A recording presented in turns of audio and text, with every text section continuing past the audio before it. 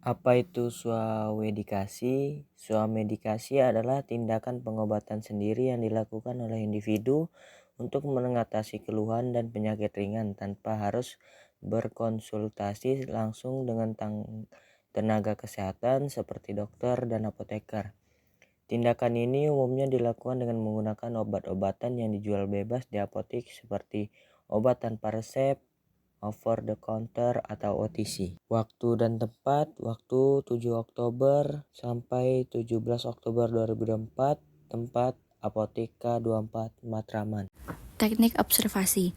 Dalam melakukan studi kasus maupun keterangan yang diperlukan dalam penelitian ini, penulis menggunakan dua cara, antara lain metode wawancara, mengumpulkan data melalui pertanyaan langsung kepada individu yang relevan dengan penelitian, dengan tujuan untuk mendapatkan informasi yang mendalam dan mendetail dari narasumber. Mode observasi, yaitu pelaksanaan pengamatan secara langsung terhadap fenomena-fenomena yang berkaitan dengan fokus penelitian. Dalam penelitian ini, peneliti melakukan observasi sebagai bagian dari proses triangulasi, yang meliputi 1. Observasi, 2. Wawancara, 3. Dokumentasi. Materi swamedikasi asma. Asma merupakan penyakit heterogen yang ditandai dengan adanya peradangan pada saluran pernapasan kronis, diikuti dengan gejala pernapasan, seperti sesak nafas dan batuk yang bervariasi dari waktu ke waktu dengan intensitas dan bersamaan dengan keterbatasan aliran udara saat ekspirasi. Berikutnya ada penyebab asma. Penyebab asma dibagi menjadi dua, antara lain asma alergi dan asma non-alergi. Yang pertama, kita mulai dari asma alergi. Debu yang terdapat di sekitar lingkungan, udara dingin yang dapat mengganggu pernapasan. Dan asma non-alergi biasanya seperti stres yang berkepanjangan dapat mempengaruhi sistem pernapasan, infeksi virus yang dapat memperburuk kondisi pernapasan dan memicu gejala asma. Dan apa aja sih gejala asma? Gejala asma yang muncul pada penderita penyakit asma adalah sebagai berikut.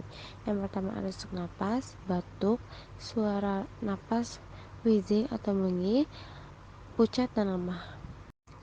Selanjutnya pengobatan asma. Pengobatan asma ada dua cara, yaitu secara farmakologi dan non farmakologi.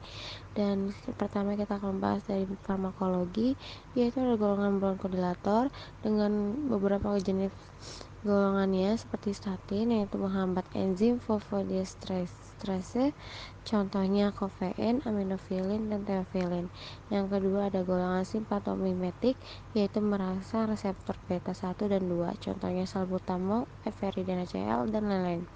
Yang ketiga ada golongan antikolinergik, yaitu menghambat reseptor kolinergik pada otot polos bronki, contohnya iprapium.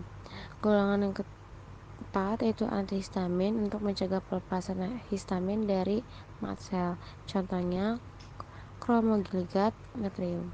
Dan selanjutnya ada golongan antihistamin, yaitu antihistamin mencegah pelepasan mediator nyeri, contohnya kromogligat natrium.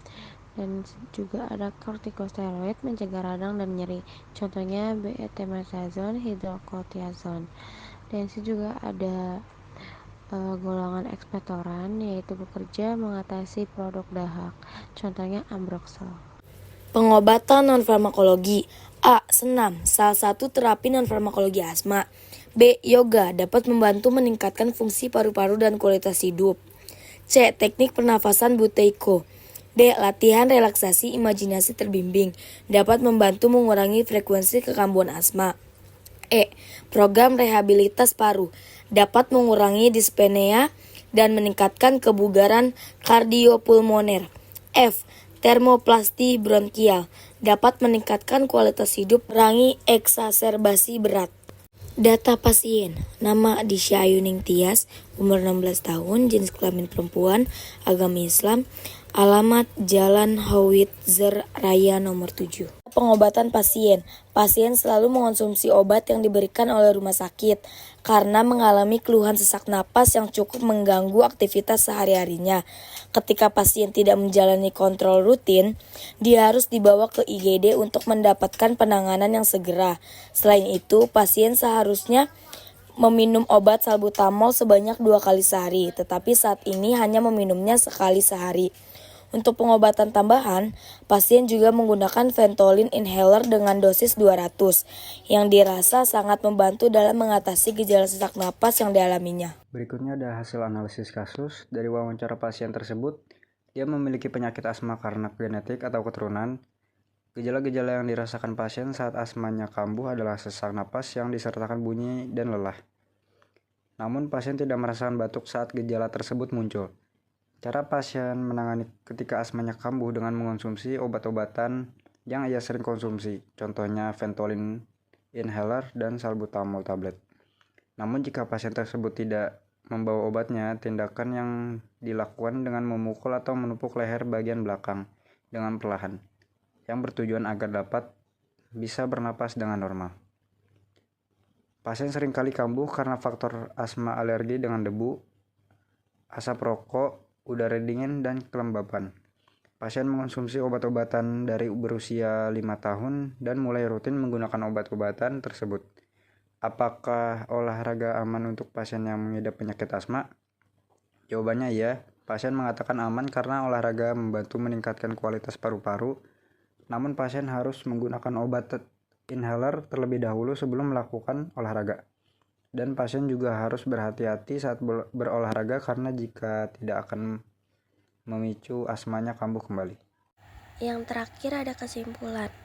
Asma adalah kondisi yang memerlukan perhatian dan pengelolaan yang baik. Dengan memahami penyebab, gejala, dan cara penanganan seperti rutin mengkonsumsi obat yang direkomendasikan oleh dokter atau apoteker. Jika yang dipenderita penyakit asma akan kesulitan menjalani aktivitas sehari-harinya dengan baik dan hanya memperburuk kondisi penyakit tersebut. Asma juga memerlukan pengobatan non-farmakologi seperti berolahraga, yoga, atau pemanasan lainnya agar membantu meningkatkan kualitas hidup penderita asma, sehingga penderita asma dapat menjalani hidup yang lebih sehat dan aktif.